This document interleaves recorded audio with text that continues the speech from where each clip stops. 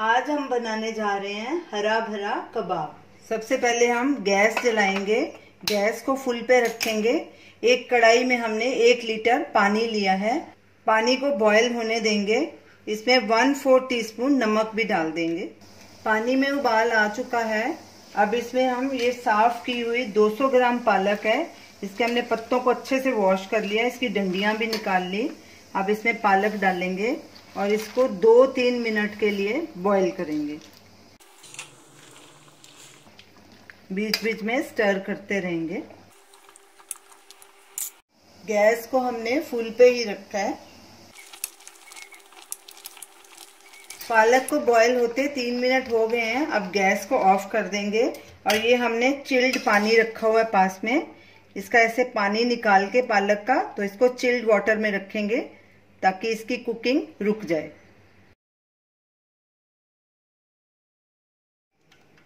पालक ठंडी हो चुकी है। अब इसका पानी निकाल के एक प्लेट में रख लेंगे। अब इसे ग्राइंड करके इसकी प्यूरी बना लेंगे। मिक्सर में डालेंगे। इसमें पानी डालने की ज़रूरत नहीं है क्योंकि इसमें थोड़ा सा पानी है पालक में, तो उसी में ही ये ग्राइंड हो जाएगी। पालक की प्यूरी हमने बना ली है। इसको अब साइड पे कर देते हैं। अब चना दाल की पेस्ट बनाने का प्रोसेस शुरू करते हैं। गैस जलाएंगे। गैस को पहले मीडियम पे रखेंगे। इसमें 1 टेबलस्पून देसी घी डालेंगे। घी को मेल्ट होने देंगे। घी मेल्ट हो चुका है। अब इसमें ये सब खड़े मसाले डालेंगे। 1/2 टीस्पून जीरा है।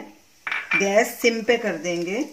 ये कुछ खड़े मसाले हैं। 1 तेज पत्ता, मोटी इलायची क्रश की हुई, छोटी इलायची क्रश की हुई, 7-8 काली मिर्च और 2 लौंग, और ये कुटी हुई 1/4 टीस्पून दालचीनी। पिसी हुई दालचीनी अगर डालो तो इसका फ्लेवर बहुत अच्छा आता है। तो इसको हम 1 मिनट के लिए भूनेंगे और जीरे को क्रैकल होने देंगे। मसालों को भूनते 1 मिनट हो चुका है। अब इसमें जिंजर गार्लिक पेस्ट 1 टीस्पून डालेंगे। गैस को हमने सिम पे ही रखना है। इसको भी भून लेंगे 1 मिनट के लिए। साथ में ही ये 2 कटी हुई हरी मिर्च भी डाल देंगे। मिक्स करते रहेंगे ताकि अदरक नीचे नहीं चिपके। और ये सब मसालों को अच्छे से भून लेंगे। अब इसमें 1/4 टीस्पून नमक भी डाल देंगे क्योंकि 1/4 टीस्पून हमने पालक में भी डाला है। आप अपने हिसाब से डाल सकते हैं, कम या ज़्यादा। सब मसाले अच्छे से भुने जा चुके हैं। अब इसमें ये चना दाल बॉईल की हुई, हमने आधा कप चना दाल ली थी। इसको कुकर में हमने 2 सीटी दिला के गला लिया, थोड़ा सा, पूरी नहीं गलाई। अब इसको भी मिक्स करेंगे अच्छे से और इसको गलने तक पकाएंगे। इसको पहले ऐसे ही 1 मिनट भूनेंगे। गैस को लो मीडियम के बीच में कर देंगे। दाल को हमने 2 मिनट ऐसे ही भून लिया। इसमें सब मसाले अच्छे से मिक्स हो गए हैं। अब इसमें हम आधा कप पानी डालेंगे और इसको फिर से 2-3 मिनट तक पकाएंगे। दाल को हमने 3-4 मिनट पानी डाल के और पका लिया है। ये देखिए दाल गल चुकी है बराबर। तो अब गैस करेंगे बंद। इसे एक बोल में ट्रांसफर कर लेंगे और इसे ठंडा होने के लिए रख देंगे। जब तक हमारी दाल ठंडी हो रही है तब तक हम स्टफिंग तैयार कर लेते हैं। ये हमने 1 उबला हुआ आलू लिया, उसे हमने कद्दूकस कर लिया। आलू को कद्दूकस ही करना चाहिए, ये अच्छी तरह से मैश हो जाता है। इसमें कोई लम्प्स नहीं रहते। ये देखिए ऐसे दबा के उसको मैश कर सकते हैं।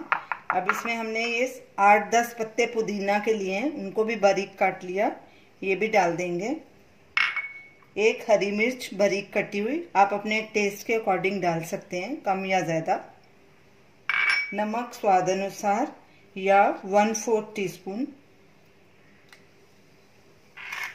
अदरक का पेस्ट 1/2 टीस्पून। 1 टेबलस्पून कटा हुआ हरा धनिया। अब इन सबको अच्छे से मिक्स कर लेंगे। इसके बदले, आलू के बदले आप पनीर भी डाल सकते हैं, कुछ भी स्टफिंग डाल सकते हैं अपनी मर्जी के मुताबिक। स्टफिंग हमारी तैयार हो गई है। अब चना दाल की पेस्ट बना लेते हैं। चना दाल ठंडी हो चुकी है, इसको मिक्सी में डालेंगे। अगर पानी की ज़रूरत पड़ेगी तो थोड़ा सा डालेंगे, पहले इसको ऐसे ही ग्राइंड करेंगे। चना दाल और सब मसालों की हमने थिक पेस्ट बना ली है। इसमें हमने पौना कप पानी डाला था, तो ये देखिए ये बराबर इसकी पेस्ट बन गई। तो चलिए अब कबाब बनाना शुरू करते हैं। गैस हमने जला दी है, मीडियम आंच पे रखा है। इसमें 1 टेबल स्पून देसी घी डालेंगे। अब पालक की प्यूरी और चना दाल की पेस्ट को पकाएंगे अच्छे से, ताकि इनमें जो थोड़ा बहुत पानी है वो सूख जाए। घी को पिघलने देंगे। घी पिघल चुका है। अब इसमें ये पालक की प्यूरी डालेंगे। पहले इसको 1 मिनट पकाएंगे। गैस को हमने मीडियम लो के बीच में रखा है। पालक को भूनते 1 मिनट हो चुका है। अब इसमें चना दाल की पेस्ट भी डाल देंगे। मिक्स करेंगे अच्छे से और इन्हें गाढ़ा होने तक भूनेंगे। गैस को हमने मीडियम लो के बीच में रखा है। कड़छी लगातार चलानी है। दोनों चीज़ें अच्छे से मिक्स हो गई हैं। अब इसमें 1 टेबलस्पून बेसन भी ऐड कर देंगे। इसको भी अच्छे से भून लेंगे मिक्स करके। चना दाल और पालक का मिक्सचर अच्छे से देखिए पक रहा है, ये इकट्ठा होना शुरू हो गया और इसका पानी सब सूख गया है। अब गैस करेंगे बंद और इसे एक बोल में निकाल लेंगे। हमने इसे एक बोल में रख लिया और बिल्कुल ठंडा करेंगे इसको। फिर इसको हम फ्रिज में 15-20 मिनट के लिए सेट होने के लिए रखेंगे। पालक दाल का मिक्सचर पूरी तरह से ठंडा हो चुका है। इसे हमने फ्रिज में 10-15 मिनट के लिए रखा था। ये देखिए ये अब ऐसा हो गया। तो इसके अब कबाब बनाना शुरू करते हैं। सबसे पहले हाथों को थोड़ा घी लगा लेंगे। थोड़ा ये मिक्सचर लेंगे हाथ में, उसको ऐसे गोल करेंगे पेड़े की तरह।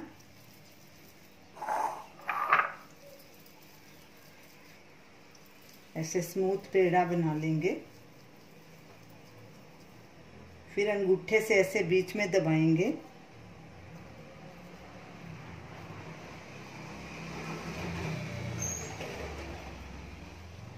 आलू की जो स्टफिंग बनाई थी वो डालेंगे थोड़ी सी।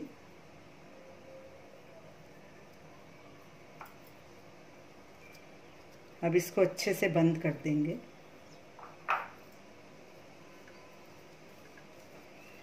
फिर से ऐसे गोल पेड़ा बना लेंगे।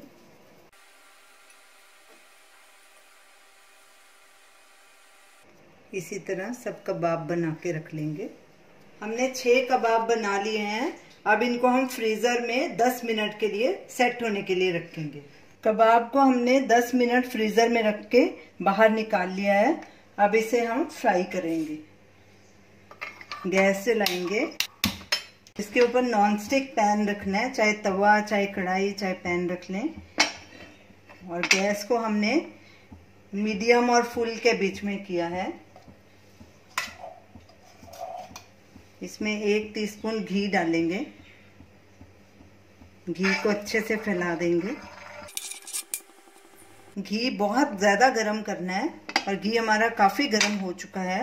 अब इसमें हम कबाब डालेंगे। पहले हम 1 रखेंगे कबाब, उसको ऐसे घुमाएंगे और इसको 15 सेकंड के बाद इसको पलटी कर लेंगे, क्योंकि अंदर से ये हमारा सब पका हुआ है, खाली हमने उसको हल्का सा फ्राई करना है। अब इसको हम पलटी कर लेंगे। बिल्कुल धीरे से करना है पलटी, और इसी तरह दूसरी साइड भी सेक लेंगे। गैस को हमने फुल पे रखा है। अब इसे हम प्लेट में निकाल लेंगे। दोनों तरफ हो गया, पक गया। इसी तरह बाकी सब भी हम फ्राई कर लेंगे।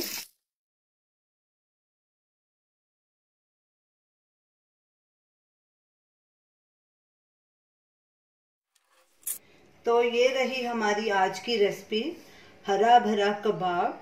इसे आप ज़रूर ट्राई कीजिए और हमें अपना फीडबैक दीजिए और हमें बताइए कि आपको ये हमारी रेसिपी कैसी लगी।